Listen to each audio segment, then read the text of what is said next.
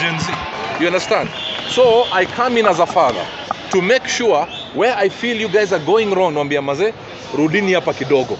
Na hii unajua hii ndevu ya white si dai, hii ni miaka nimeishi. Na pia besides mwaka kuna ka wisdom.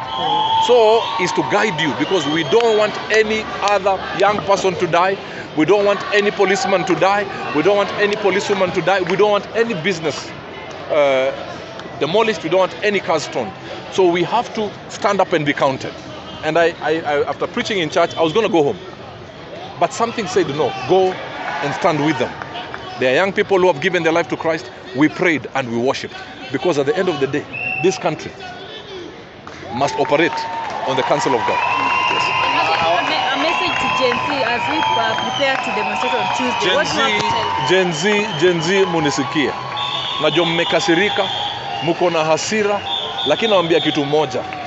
Hata kama mko na hasira, muonge poa. You can get a few guys to come and put your case forward in the offices that matter. I know government or leadership, they will not talk to a million people. You can get somebody or a few people to represent you, to go and put forward your grievances to people.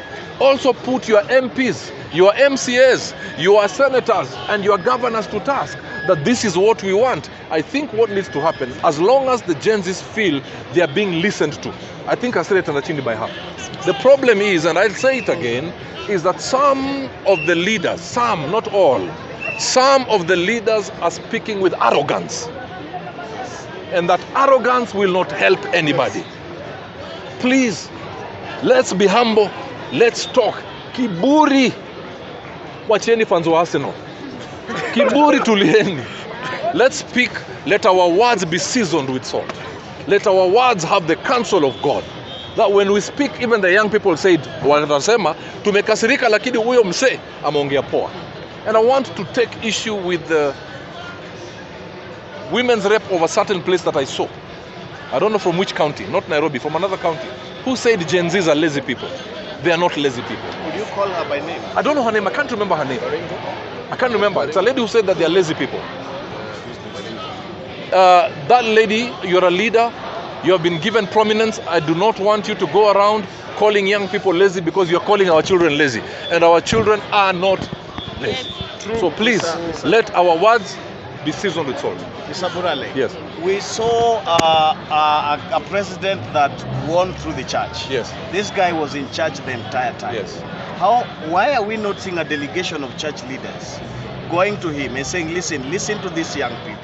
When you talk about let's send a representation, we know what happens with that. We have seen the Azimio kind of mandamanos, where a representation goes there and decides how much money he gets in his pocket and he keeps quiet. That is why we don't trust a representation. That is why we have lost interest. As a church, are we seeing the council of leaders of the church in this place going to state house? I mean, for how long are we just going to organize prayer meetings without action? And I love your side of questioning, but I believe there are some church leaders who have access to the leaders of this country. And I want to believe they're in communication. I want to believe they're in communication. All I say, let's give them time. Maybe we are taking too long, but I do believe from the depth of my being that there are people who are communicating there. I am not one of them. I do believe the church leaders who have access to the leaders will speak to them. Is your 19-year-old son or daughter coming for this? Daughter. Would you let her come? Bro, I saw my daughter last week. We are proud of her. Lakini niliomba. We are proud of her. Yeah, I have a daughter who does not like injustice. She's a great girl. But what I'll say is this.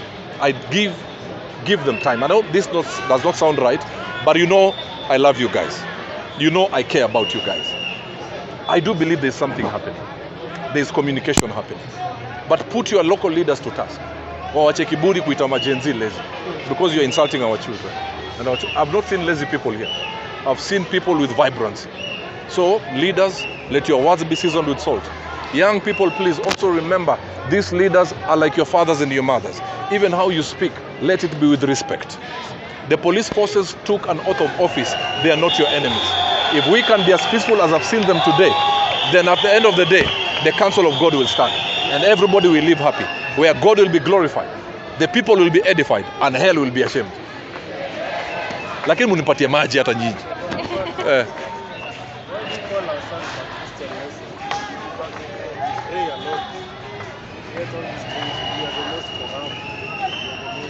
All these things are happening yet. Yes, we are a Christian nation. Nations that are atheist, systems are working, everything is okay. You know, I'm not saying they're perfect, but everything is working for them. But us, tunaomba sana lakini nini mbaya? Vitu zina happen. Let me tell you, there are people who are praying. There are people who are on the front line. Maybe it could have been worse. You understand what I'm saying? Let me tell you, I have traveled by the grace of God. I have seen countries that are suffering. Maybe because we are used to some peace and some level of that, we take it for granted. But yes, your grievances are valid, but it's step by step. Even me as a pastor, I'm not perfect. Every day, najaribu. You know, governance, you know. Kings and prophets must work together, not be in bed together. Not be in bed together. But kings and prophets. Prophets, like in the book of Kings. Elijah. Because we have a problem where people are using religion to dupe us as citizens of Kenya. Yes. I believe kings and prophets must work together, but I say they must not be in bed together. Bwana Yesu asifiwe. Thank you guys. Lakini mazee mmenitembeza tao.